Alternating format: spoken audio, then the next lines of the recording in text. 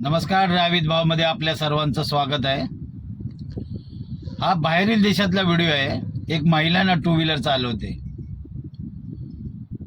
पण ती ज्या पद्धतीने चालवते ते पहिलं बघा.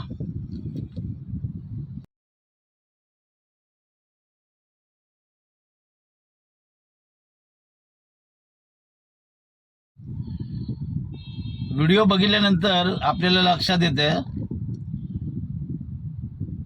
तो व्हिडिओ कुठलाही का असं नाही, आपल्या देशातला असू द्या किंवा बाहेरच्या देशातला असू द्या, ती ज्या पद्धतीने चालवते ते योग्य आहे का अयोग्य आहे.